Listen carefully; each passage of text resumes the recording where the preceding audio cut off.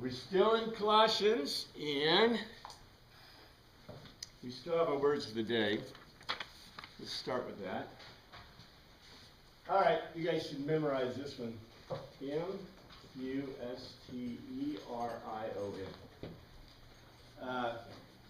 didn't get it last week, the week before that. You'll get it this week for sure. In fact, I've got a little comparison. That this is the first time I've done this before like this. I've done it in the class before, but I put it on paper for this time, so it's really neat. Musterion, of course, translated mystery. Anytime you see mystery, many times if you see secrets in your New Testament documents, it is not mystery, it's not secrets, it is Musterion. Musterion comes from muo. Muo means the silence during the initiation ceremony. It means only one thing in ancient Greek, that is, it means a Greek Musterion religion.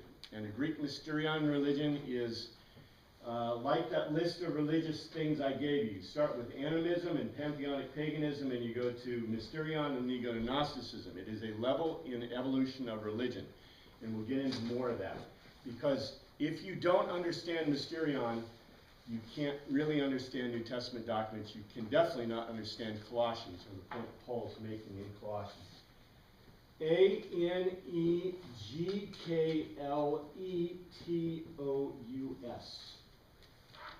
Anegkletos. Anegkletos, meaning, I go like my notes. From A, of course, you know, in Greek, now there's a lot of words that aren't necessarily purely like this, but in Greek, you're pretty easily can pick out if it has an A, that means that's a negative participle, it means it's not. So A, and the basic of this word is egkeleto. So you know that word.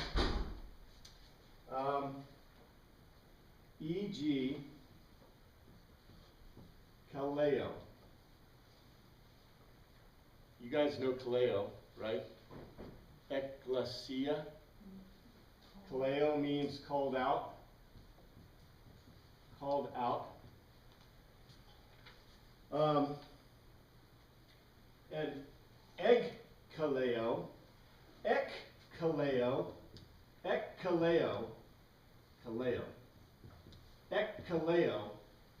ekklesia, right? We translate church. It means called out ones. Ekkaleo means to call out a debt. To call out a debt. So, you know, we find these beautiful puns. You know, in English we call them puns, but it's where words are used not synonymously, but they have similar sounds, they have similar meanings. Paul uses these all the time. Peripato, meaning to walk around. Ekklesia. Eklegeteos. Eklekeo. He has these words, and we never get them, because in English they're not puns. In English, the words don't flow like they do in the Greek. But they're beautiful words. This means not called out in a debt. And it means, and literally, this is a word that we use, or that is used all the time, to mean not accused.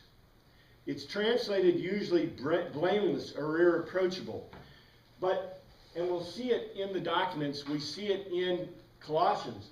The point is, look at this word. We have a word in English, unblameless, not blameless.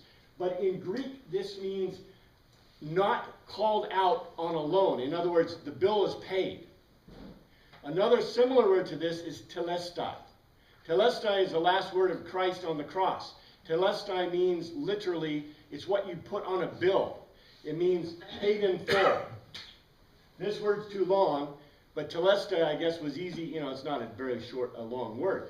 So it was easy to just punch that on a paper. It means paid in full. The last words of Christ on the cross was, "It is finished." That's telestai. It means paid in full, literally. This is the word in Greek that literally means the loan has been paid, or the loan has not been called out. Beautiful words.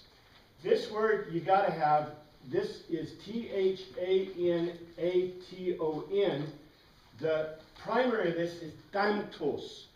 Thantos. If you guys know anything about Greek, right? Thantos is what? Death. Thantos is death. This word is used as both an adjective and a noun. So thantos is the place of death. It's also a synonym for hell. Well, not quite hell, but Hades. Thantos is the same as Hades, what we call Hades in English. I had a lot more words than I wanted to give you, but I ran out of room on my cheat sheet. S-A-R-K-O-S, sarkos. Sarkos, this is the same as sarx. I wanted to put soma. Soma and sarx. It's really important because what's very interesting, I want to point this out, and I hope I don't miss it when we get to that point in the document, but sarx is literally the meat of the animal, the flesh of an animal, the flesh of a human being the physical part. Remember, you have, in the Greek worldview, and it's really funny because the pastor had a very similar thing up on the board today, in his sermon thing, but you have sarx, you have suke, and you have pneuma. Sarx, suke, and pneuma. Sarx being the flesh, suke being the intellect, and pneuma being the spirit or the soul. And that's, you know, these two are translated spirit and soul all the time. Usually suke is only translated to spirit. But in the Greek worldview, you have an intellect, you have a flesh, and you have a soul. And isn't that really funny that the pastor had on the board something really similar in his sermon message? But in any case, in the Greek worldview, sarx is the fully fleshly part. And what I want to point out to you is that is the human nature. That is human nature. What's really neat is in the New Testament documents, in Colossians, Paul writes about Jesus Christ being soma, and soma is all of this together. Soma is all that together. It comes from the word suzo, meaning to be saved. So when I say that you are saved in Greek, that means all of that is saved. But what's really interesting is Paul talks about the sarx and soma of Christ. Now, we forget about this a lot, but you remember one of Anselm's, St. Anselm's great writings? What theological piece Anselm is most well known for? The humanity and divinity of Christ. That Christ was fully man and Christ was fully God. That comes from St. Anselm. That was one of his philosophical pieces that he wrote back in 1300, something like that. Very important in Christianity because it set the point of Christ being both fully human and fully God. And that is directly related in the Greek. It's not like he made it up. It comes right out of the Greek, especially Paul's writings. Let's see. This is another very important word. Apokatele, two L's, A-Z-E-N. Apokozazikn. Let's see. Apokalasso is where it comes from, and you can almost guess this. Apo means off. There's one of those that A is not a negative participle, but apo means off or away from, and kata means different. This is a word that means, this is a word we translate to reconcile. Reconcile fully is what it really means in Greek. So if you're to be reconciled fully, that is with God, is what we're talking about, then you are off different. You're off different. You're way different. We could say in English, you're way different.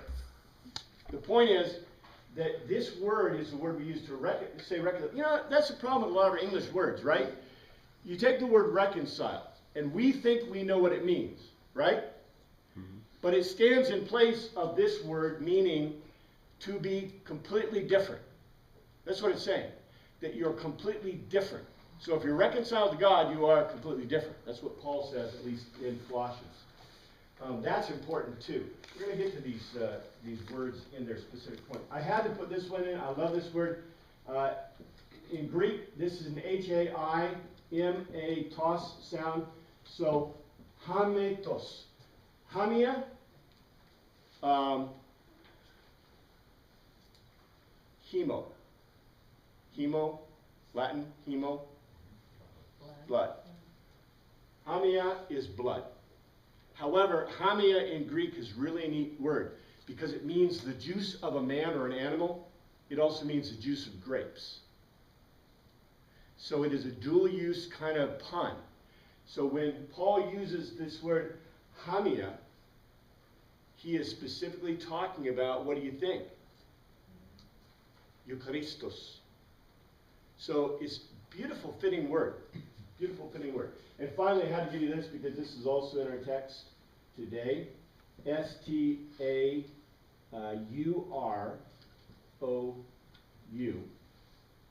So,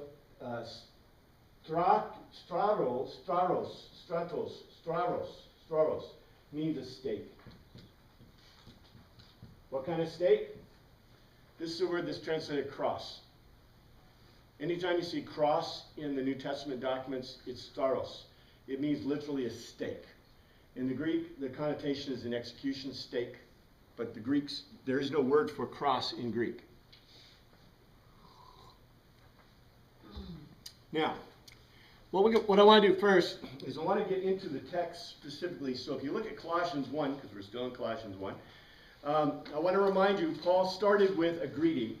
He specifically called himself a messenger of Jesus Christ from God and called himself an angelos. He basically brings them right in, telling them he's a messenger from the gods.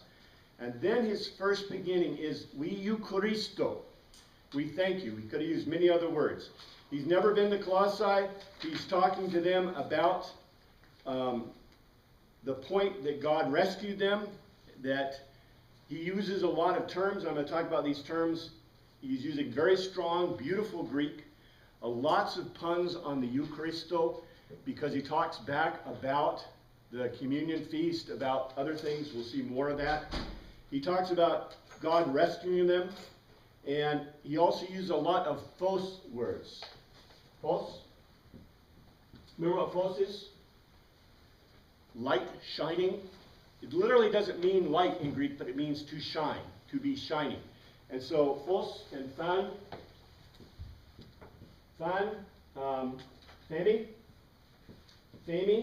meaning in Greek, coming from these words, meaning to give your opinion. It's another one of the say-said words. In any case, a lot of these words, as we'll find out more, are Musterion words. But in any case, I want to run up to 17. We're done 17, but I want to really quickly kind of run into the place where we stopped before. In 1:17 it says, first of all, Paul says that Christ is the likeness of God. So he basically equates Christ with God. That's the last thing we did before 17. And he says, he, that is Christ, is before all things, and in him all things hold together. And it's sunasta, they stand together. And then he says in 18, and he, that is Christ, is the kephela. Remember, the kephela is not the head of, as in the sense of being the leader or the person in front. It's the person that is protecting in Greek.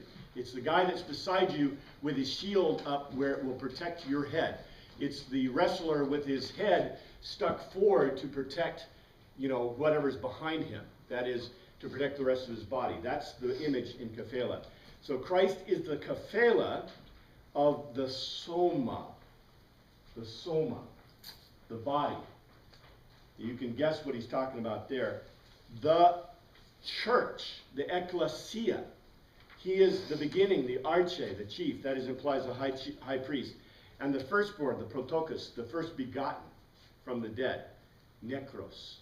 So that in everything, he might have supremacy, protean, be the first in rank. Do you hear that? I think it's really important to note this. Remember I told you that kephela in Greek does not mean the head of something, that is the leadership of something. So look what word does mean that. And Paul tells it right here. He tells us that he is the protector, the kephela, the protector of the church, the soma of the church.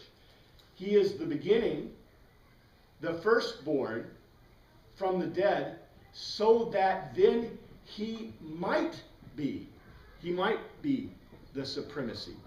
He might be the protuo, the first in rank. So, do you see my point here? If you didn't need another proof text that Kephela does not mean first in rank, we have a whole other word that means first in rank. And not only that, Paul makes an argument that flows, a Greek argument that flows to that point. In 19, for God was oidokeo, had good thoughts, to have him in all his fullness, plerema, cram full, to dwell permanently in him. That's katoiko. And this word, K-A-I-O-I-K-E-O, oikodome. If you remember back, I don't remember the Corinthians or it was Ephesians or Thessalonians, Paul loves oiko words. Oiko in Greek means home or house. It literally is a home. That is where a family dwells. There are other words, but he uses the word oiko. Oikodome is a house. A home is an oiko. And so he loves to use these oiko words. He uses them all the time. You can guess why, right? He equates the church. He equates the grouping of the people, we'll get to that in a second too, as being a family. So this group, Teen Hodos, this group that are the Christians, are a family. We'll talk about that too. So, the end point here is that God's good thoughts were to house his completeness or his whole being permanently in Christ. And remember from the likeness before, Christ stands for, Christ is God. According to Paul, Christ is in the likeness, the icon of God. So, we've come up to this point, and now look what it says. 20. Through him, that is Christ, to apokalasso, to reconcile, and I put down in my thing, to off-change mutually, which is really interesting, to reconcile completely. That is to make a way different. Make completely different.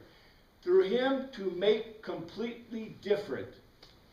To him all things, whether on, I'm running out of room, whether on, I don't want to get rid of all this.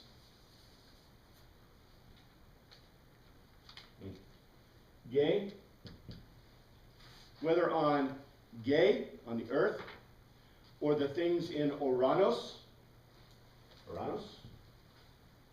or by making peace.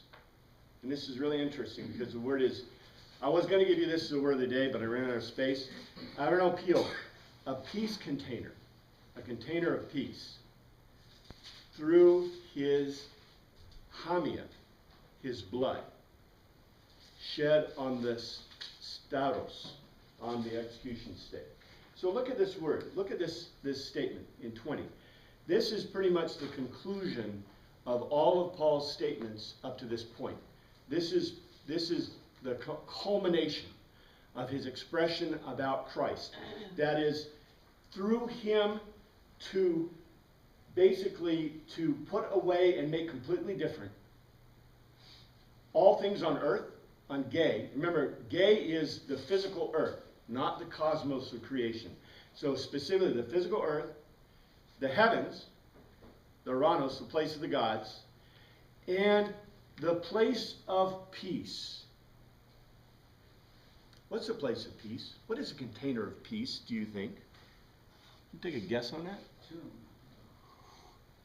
Heaven. Well, I'll give you a hint. What is peace in Hebrew? Shalom. Where is shalom? Pictured as Jerusalem, but also with God in heaven. Well, remember, he already said Uranus. So he said the place of the gods. He said Ge, the physical earth. What do you think he is referring to when he says the container of peace? Christ. I think he means something more specific than that. All right? Let's say you're a Jewish person. Let's say you're Teen Hodos. You're a Teen Hodos person, right? And you're Greek. And maybe you're Hebrew. Some of you can be Hebrew, some of you can be Greek. Don't matter. And you're going someplace every week. And where do you go? The synagogue. And what do you say when you get there? Shalom. Or if you're Greek, you say Arena. Where is the container of peace? In the synagogue. In the synagogue. So what he's saying here is he is basically going from, the earth, that is the physical earth, to Uranus, to basically, the place of the gods. And then he's referring to their place, their peace and their place. Now, you note this. He doesn't go on and then say, but what does he say? Look at this. Through his Hamian. Okay, blood. Remember I told you, blood stands in the place of two things. It's the juice of people and it's the juice of grapes. So what did he just refer to right there? Communion. The communion. Which, who has the communion then? The ecclesia in Teen Hodos, right? So he just talked about, he just said the Ge, the Uranus. He talked about the synagogue with the Shabbat, and then he mentioned the Eucharisto, that the Greeks will call them Christians, but they're Teen Hodos, right? You see this? What a really neat little thing here in this. Beautiful. And he relates it all to what? What is the cause? What's the last of that whole sentence right there? Christ's crucifixion. The cross. The cross. All the stuff that he was talking about before, everything comes together in this singular, beautiful statement. We make them verses. They were never verses. They're just added, right? The point is that the bottom line of the gospel is, according to Paul, what? The cross of Christ. And if you look back at everything that he said before, why was it so important? Because he was the firstborn from Necros. We're going to get to more of that. So let's look. 21. Once, literally once, pote. Do you see how there's a transition right here? Once. He gives a conclusion, and by the way, this is not the conclusion of his argument. He hasn't even begun his argument yet. He gave us a very short, logos to telos. So logos to telos is basically a synopsis of the gospel, a synopsis of the gospel. He has been building up and building up and building up. He's giving us the pieces of document of data to give his logos to telos. He has not revealed the logos to telos quite yet. He is building up to it. He says, once, at some time, in the Greek, pote, you were alienated, apalotrio.